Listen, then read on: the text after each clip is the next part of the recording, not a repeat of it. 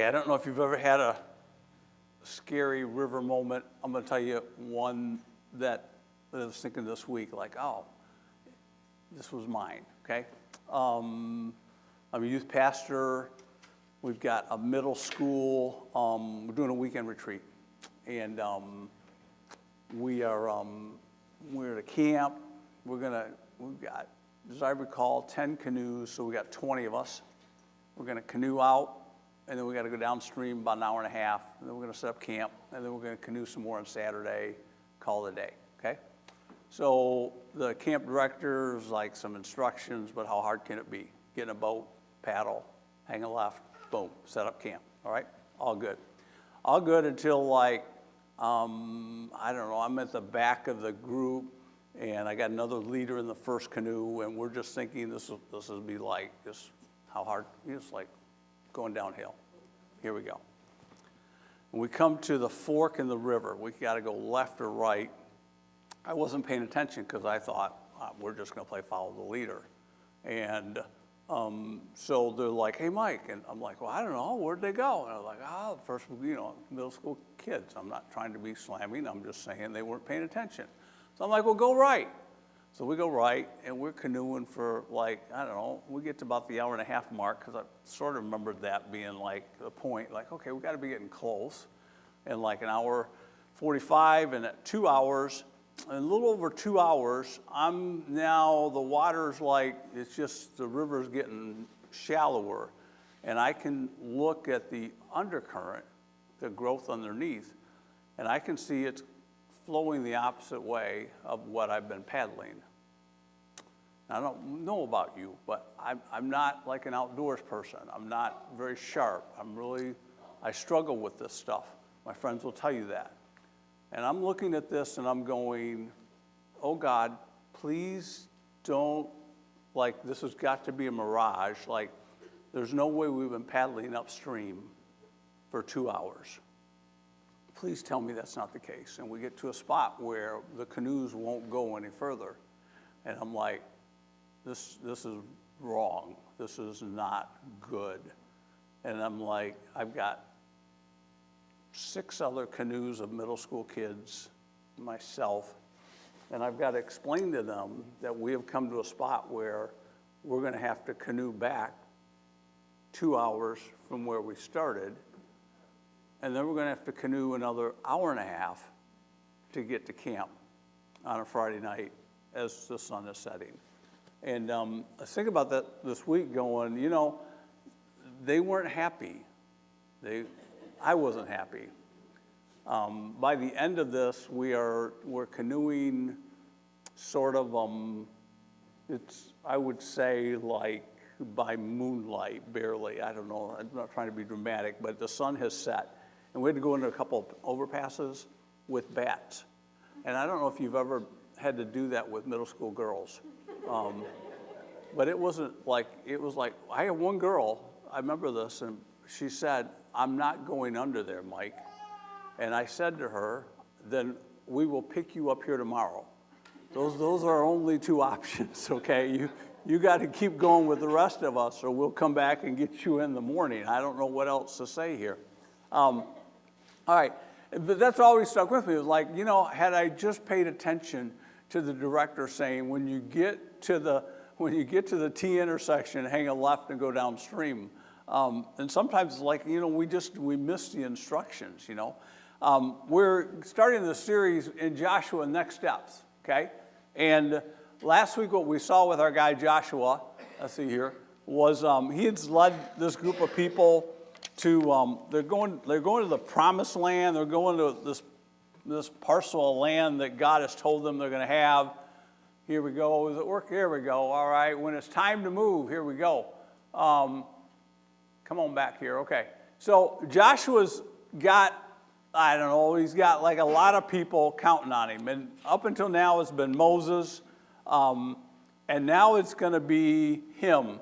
And all his friends have died off. And they've come to this spot in the Jordan River. And it's huge.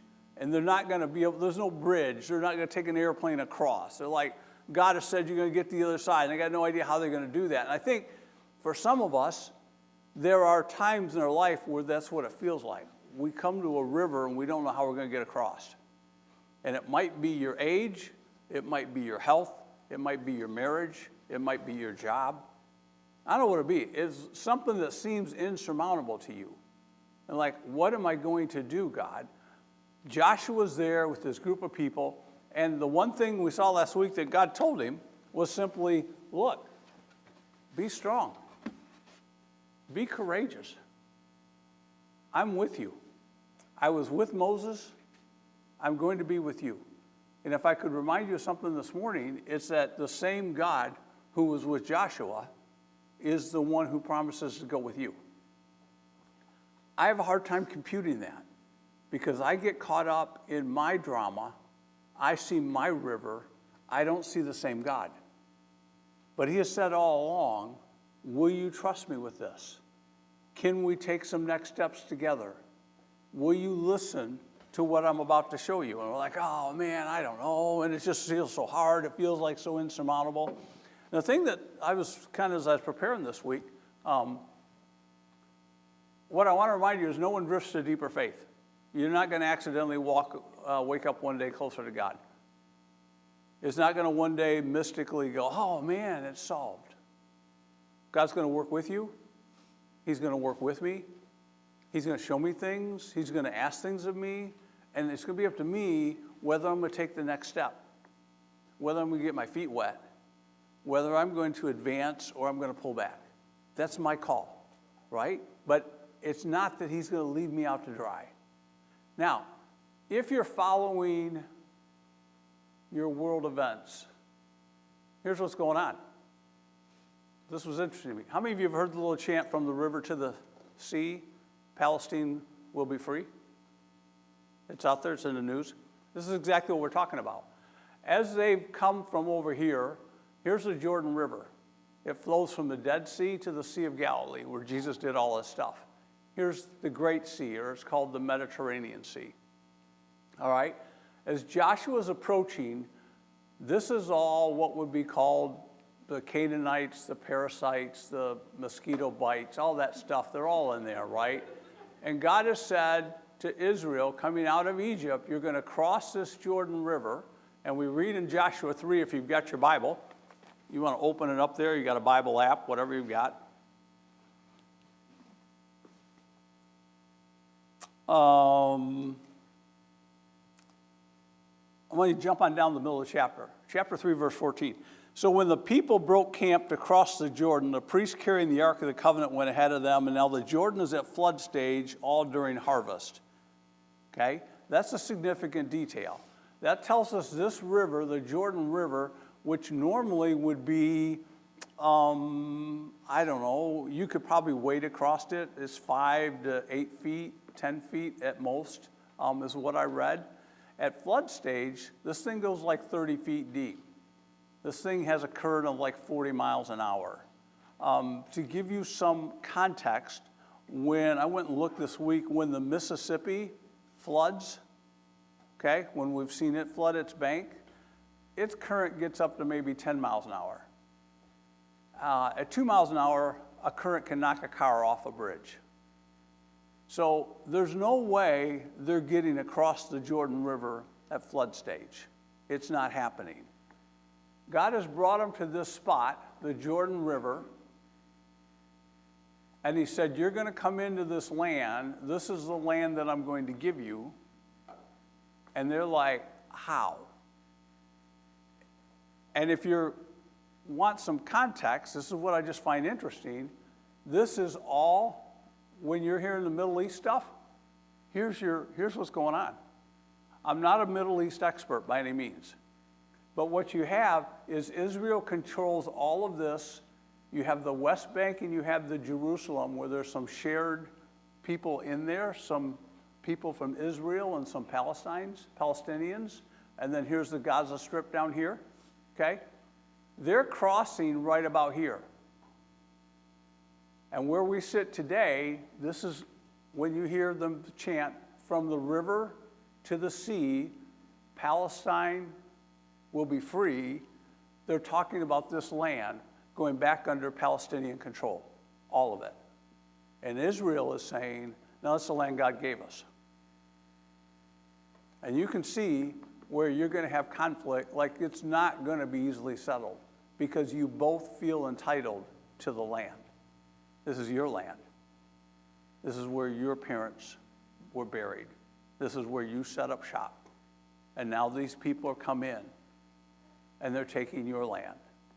And God said, I want you to go into this land, and I want you to kick these people out. This is the land that I'm giving you. It's filled with milk and honey. You're going to have to do some battles, but it's the land that I promised Abraham. Here we sit, 2026, from the river to the sea, we will be free. And Israel's saying, that's the land that God gave us. That's what Abraham, Isaac, and Jacob. That's what Joshua went in and took control over. Man, talk about a river for those people, right? And so Joshua's here, and he's got like these people behind him, and they come to the, they're coming to the river, and let's pick up the reading in verse 3, chapter 1 now. Early in the morning, Joshua and all Israel set out from Shittim, and they went to the Jordan River, where they camped before crossing over.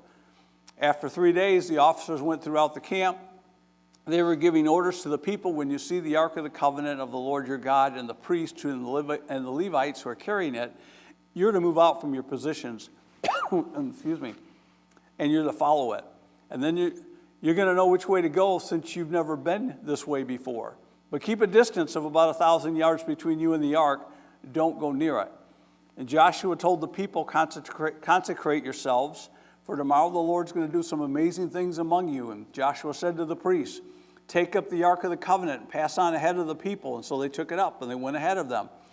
And then the Lord said to Joshua, today I'm going to exalt you in the eyes of all of Israel, so they would know that I am with you, just as I was with Moses. Tell the priests who carry the Ark of the Covenant, when you reach the edge of the Jordan waters, go and stand in the river. And Jordan said to Israel, come here and listen to the words of the Lord your God. This is how you will know that the living God is among you. And he's certainly going to drive out from you the Canaanites, the Hittites, the Hivites, the Perizzites. They're all there. Amorites, you see them. See, the Ark of the Covenant of the Lord of all the earth is going to go into the Jordan ahead of you.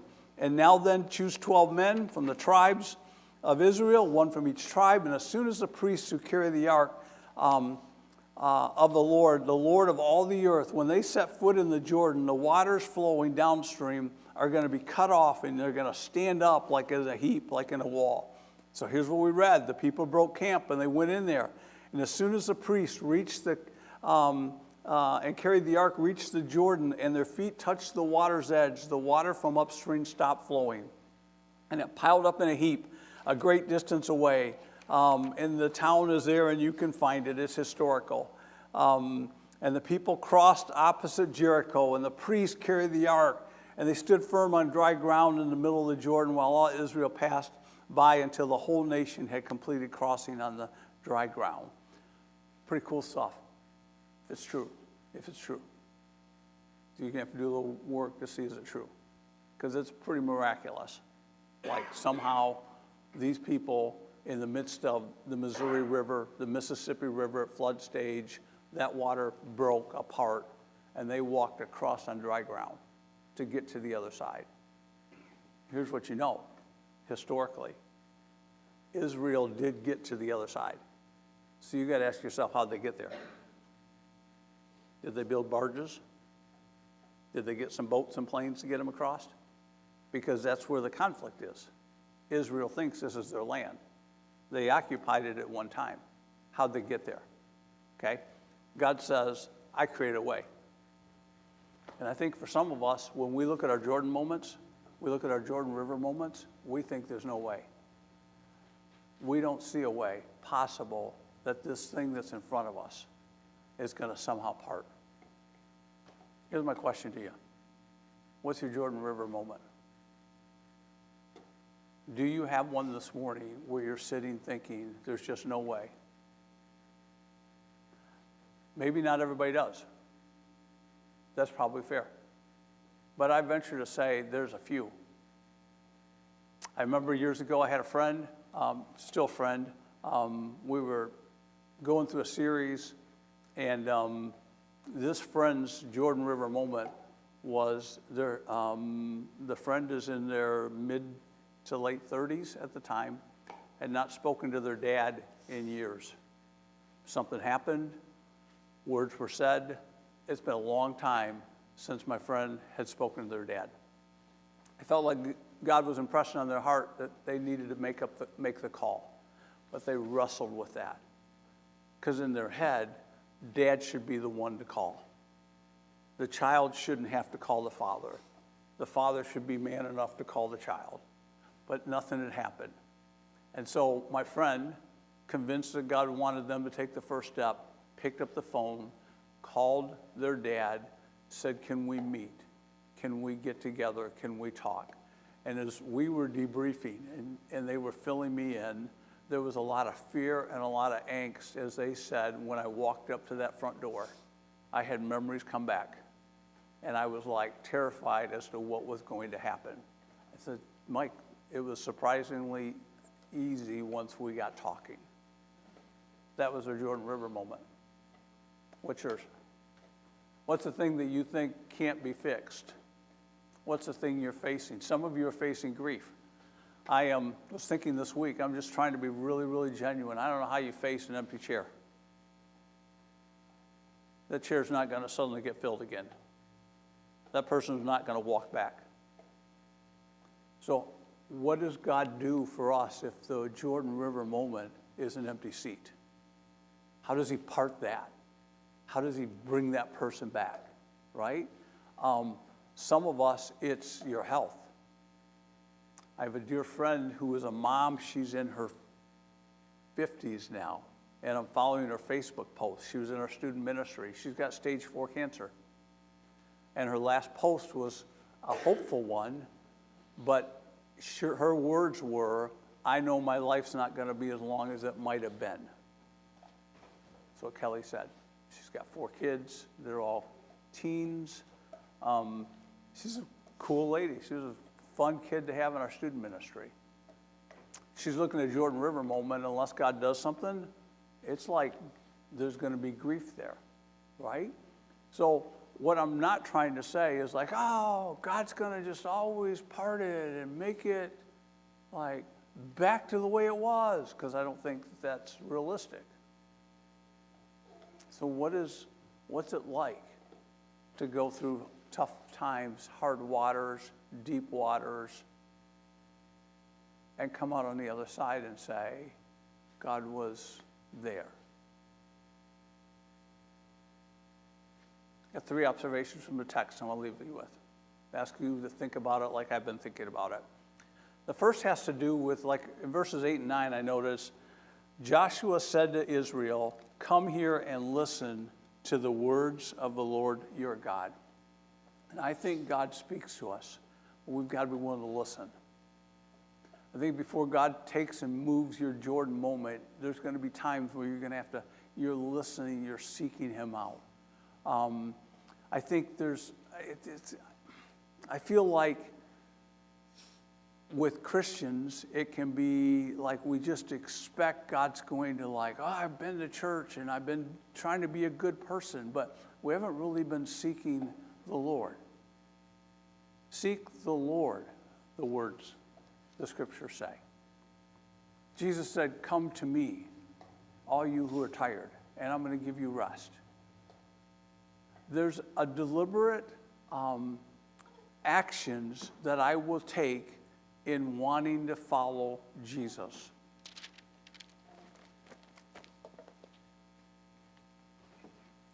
These shoes. You know what's been interesting about these shoes? This is really rocket science. I'm going to blow your mind with this. Are you ready? These shoes, until today, have never gone anywhere without feet in them. I know it's deep, isn't it? You're having to process that. Like, what's he talking about? These shoes have been to the Upper Peninsula of Michigan on a missions trip. That was crazy. A lot of work, 25 kids, We were like, how are we going to do this? Build a house, right? We had a great, great week. These shoes have been some other places, some other states. I've always had feet in them that get stuff done. They don't get stuff done without feet in them.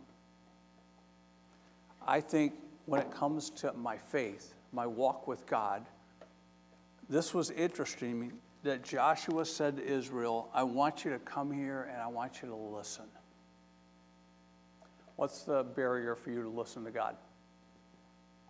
What makes it hard for you to hear God? I'll give you one. You're busy. You don't think you have the time to listen to God. Microsoft did a survey. They surveyed the 20 to mid-30 generation, that age bracket. The question Microsoft asked was, what do you do when you have nothing to do? What was the answer? Overwhelming answer. Pick up your phone. 77%. You pick up your phone. When you don't have anything to do, you pick up your phone. You don't like quiet. You don't want to think.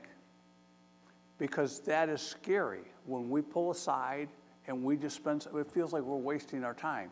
Like scrolling on the phone isn't wasting your time. Process that a little bit. What are you doing when you're scrolling? Seriously, what are you doing?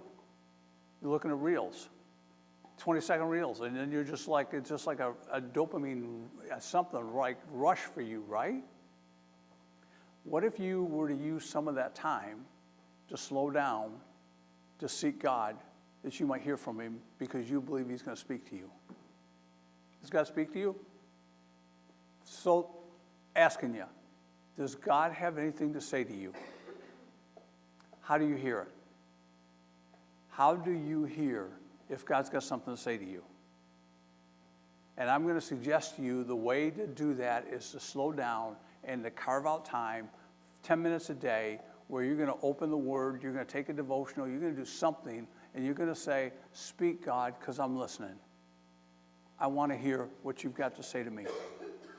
I shared with you a couple weeks ago that, and it's actually been 2 weeks now, I have switched it up for me, picked up a daily journal from Bob Goff. I love the guy. Been reading a lot of his stuff. I've read probably 3 of Bob Goff's books. He's got 2 daily journals. I picked one up. And what I've been doing is every day it's taking me 10 minutes in the morning. I've got a page. I'm reading it. And not only reading it, but here I'm just showing you, I'm writing notes in it. Right? Here was May 31st. His title was Acquaintances Will Know Us for What We've Done. Friends will remember us for how we loved. The point of that day was that as I live this day today, it's like, Mike, people will remember you for what you did for them. So that day, what am I doing? I'm being cognizant, I'm being aware of, as I'm interacting with people, how am I treating them? What are the words coming out of my mouth? Friends will remember me for how I cared. That's what I wrote in the margin. Okay? Where are you hearing from the Lord? Do you believe that he wants to say something to you? That's a $1 million question. I think for so many of us, we don't think God really wants to say something to me. I've got a problem. I've got this Jordan River. I got this thing staring me in the face, and I just don't see any way through, and I've given up past like asking God for help with it. I've got issues. I've got a Jordan River moment as I'm talking to you today. I've been asking God for clarity on how to get past it. Has he given it to me yet? No. You know why? I don't know why. The thing that's bugged me is I want the answer yesterday. It wasn't lost on me that the people waited 3 days. What were they doing for 3 days? I think one of the things they were doing was waiting for the spies to come back with the report. But can you imagine getting to the river and now it's like, we're going to wait. We're going to wait. And we don't like waiting. You don't like chilling. That's why you do what? You pick up your phone. That's why you pick up your phone and you scroll. What if you were to get and use some time to just be silent before God and spend it in the Word and ask Him, Lord, would you speak to me today? Would you say something to me today? I need a word from you today. What if you were to do that? I'm talking to you on June 7th, first Sunday in June. What if you were to just give God June, July, August? That'd be my challenge to you. What if from the first Sunday in June to the first Sunday in August, for 60 days, you were to give God 10 minutes a day and just come to Him and say, Lord, would you speak to me? Seriously, I want to hear from you. I believe that you're talking. Help me tune in.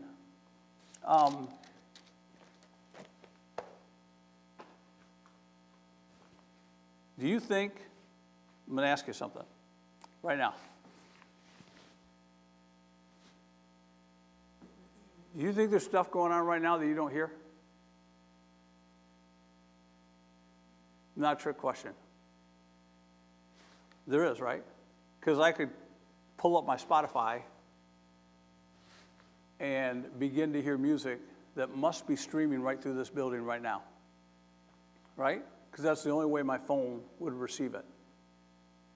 My phone's not going to go, oh, hey, go find some Spotify. The Spotify's out there. The phone's going to ping into it and attune itself to it, and it's going to pick it up. What if the only difference between my phone picking up Spotify and you picking up God's Word is you being receptive to it and you dialing into it? It's out there. I think God speaks. I think God wants to speak to you and I. But if I get so busy doing my other stuff that I don't hear, that I'm not paying attention, that I'm not looking for, and then I miss it, was it God wasn't speaking? Or I wasn't really sure He wanted to say something to me? The second thing that I noticed in the text that Joshua did with the people was not only did he say, hey, listen up as God's going to speak, right? But then he just says, hey, look at Jesus, not the problem. So he said, keep your eyes on the ark. All right, here's the ark. Raiders of the Lost Ark. Anybody watch it? Yeah, because you're all older, right? It's an older generation. What was the ark? Basically, the ark was the presence of God. The ark had a pot of manna from when they were wandering around. It had the stone tablets that Moses came down from the mountain on. And it had Aaron's rod, like his walking stick, all right? That when he was leading, God used it for a miraculous thing. They put him in this thing. They covered it. They put some gold overlay, nothing more than what you're hearing Trump's doing in Washington, D.C. with the monuments, putting gold overlay over those things, right? So that's what they did. They overlaid it with gold. They put two angels with heads bowed, arms outstretched. It was called the mercy seat. I want to just ask you to remind you of something. It wasn't called the judgment seat. It's called the mercy seat. Because we serve a God of mercy, not judgment. All right? And so the Ark of the Covenant basically had these monuments in it to when Israel would say, here was when God was with us. This was a reminder that God is with us, that God's going before us. And now, and Joshua says to the people, all right, you're going to take this, and when the priests carry it into the waters are going to part. You're just to keep your eye on God. You are to look to Jesus. And it made me just, Hebrews 12, man, we got these people that are around cheering us on, and then the writer of Hebrews says, fix your eyes on Jesus. Keep your attention fixed on Jesus. And I thought, well, you know how to do that. What makes it hard? Because these distractions come. Any athletes here? Some of you are, right? If you're a baseball player, it's not baseball diamond on Friday, what does a coach say to a batter at the plate? What's he say? Keep your eye on the ball. Not keep your eye on the fielder's glove. Not look at the shortstop dancing out there trying to distract you. Keep your eye on the ball. Right? When a player, I saw 2 fly balls Easy out. Here's what an umpire thinks when he sees a fly ball. I think out. I think one more, less batter, we're done. That's what I think. And when I see a kid get out there and camp under it and drop it, I think angst.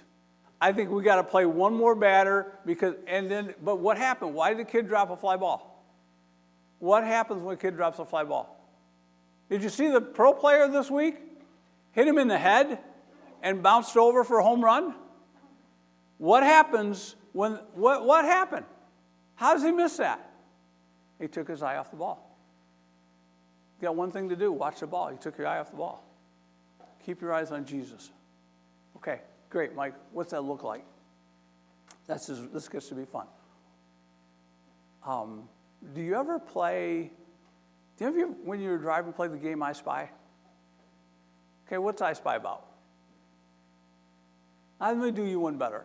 Do you ever go shopping for a car and you just seem to notice all the other cars are like the car you want?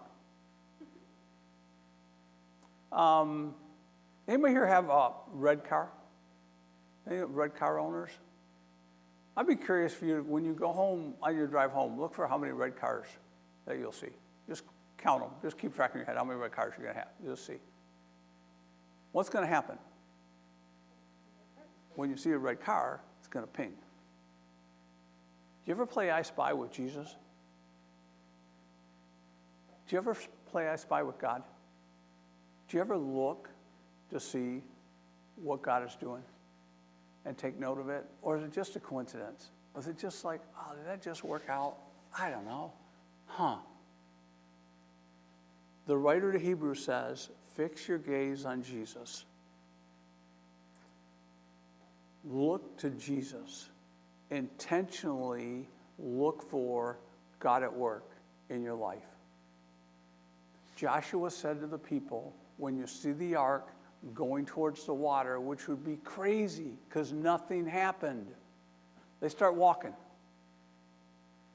Seriously, you're watching the ark. What are you expecting to happen? Ask yourself, what do you think is going to happen? They're carrying the ark. You're seeing 50 feet deep, 40 miles an hour, 1 mile wide, and they're walking, and they're walking. And aren't you in your brain at some point thinking, when's the water going to stop? Right? When is it going to stop? Joshua said it's going to stop. It's not stopping. What's God doing in your life?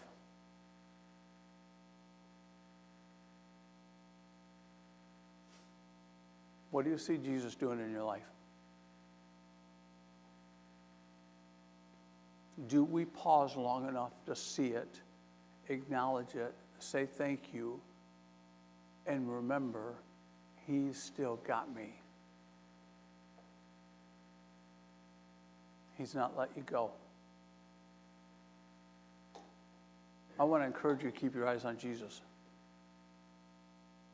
I want to ask you for the next 2 weeks to every day make a point of saying, where am I seeing God at work today?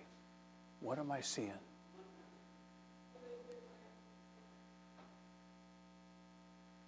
Which leads me to the third observation that I saw from the text. There comes a point when you have to step in and get your feet wet. The waters didn't stop until the priest walked and put their feet in the water. That's really, really cool. Like, I'm not walking to the Missouri River and getting my feet wet. I get it. Totally get it, right? Man, I wish I could tell you what that looks like for me. I will. I'm going to give you one real one, okay? And only because I want you to understand that I'm trying to live this out.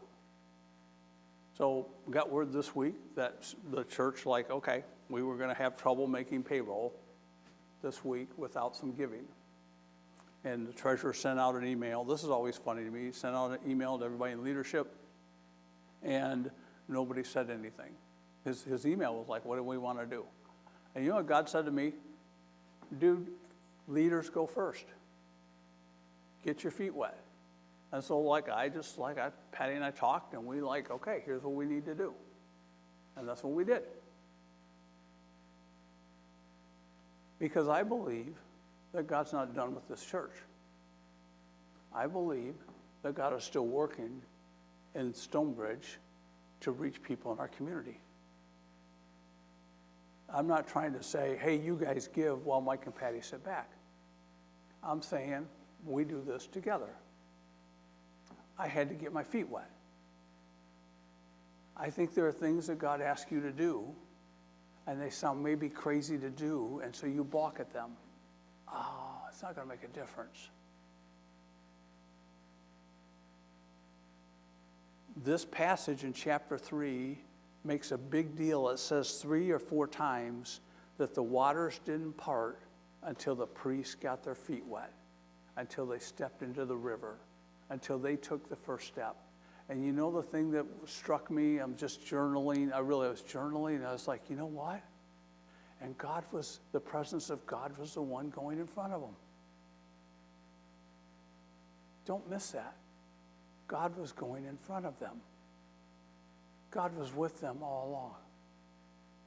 They were looking at this river thinking there's no way we're getting there's no way. And God said, just trust me. Will you just keep your eyes on me? Come on, let's go. And we're going to get our feet wet. And it says there in the text, once they stepped into the waters, somewhere 10 miles upstream, the water just built like a wall. And then, boom, it cut off. And it says they walked across on dry ground. And I'm like, man. And I want that. Don't you? I want that kind of, that's really cool stuff, right? Do you think it was cool when my friend called her dad that she hadn't talked to in years? You think that was cool? Because that was every bit a miracle. Their relationship got restored because she took a step and picked up the phone and called her dad. So in your outline there, I've got some ways, what do those steps look like? And if I just gave them to you, I think they look like this. For some of you, it's starting something new. It's getting in the Word. You haven't been in the Word. It's looking for God at work in your life. It's getting involved in a ministry. It's saying, God, how can you use my life? For some of you, it's going to be letting go of something. And you've been nursing some hurts, or you've been bitter, or you've been angry, or there's somebody that you haven't forgiven. And God's been saying, it's time to let that go. You've been hanging on to that way too long. For some of you, it's a sin. And you know that that habit you've got is hurting you. You know it is, but man, it feels good. God is saying, let it go. It's going to harm you. It's going to cause some havoc to you that you don't want. You know, another step might be is to trust God with something. It might be with your kids. It might be with your wallet. It might be with your job. It might be with your health. But God is saying, will you let go of this and trust me that I've got you? Because you're tied up in knots about it and you're worried about it. For some of you, your next step might be a hard conversation, like my friend had to have with her dad. What's a hard conversation you've got to have that you've been putting off? Maybe it's something in a relationship, and you know it's going to create some angst, but you're like, you know, I need to. Maybe it's sharing your faith. Maybe it's just letting it be known that you follow Jesus and you're not trying to be a fanatic, but you know what? God's been doing some stuff in my life, and I'm not embarrassed to let you know that. Maybe your next step is showing up. It's just being here. It's being in a Bible study. It's being in a small group. It's just showing up and realizing that you have something to offer. God has wired you and given you that you would have this, that you would give, that he would use you. It's just showing up. I read a book, John Acuff, this week, Do-Over. It's on careers and jobs and that kind of thing. And he spent a whole chapter on the importance of how weird it is that he has to say that the first thing, if he were telling people on how to be a good employee, he said it's showing up. He said you'd be surprised how many people don't show up, or they're physically there, but they're not emotionally there. They're just not showing up, right? What about us? What about you? What about your walk with God just showing up? I think they're coming in. I want to ask you, as you're thinking about, the team's going to come up, we're going to sing this last song before communion.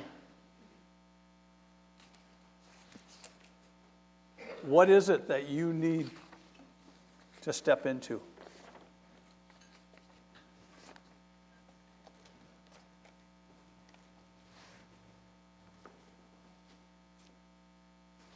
That's easy. We've talked about that. Here's what I want to ask you. What keeps you from stepping into it? What's holding you back? That's your Jordan River moment. You know what you'd like to do. You know what you think you need to do. But for whatever reason, you've been putting it off. Why have you been putting it off? That's what God wants to help you with, to move through. Let's stand and sing with these guys.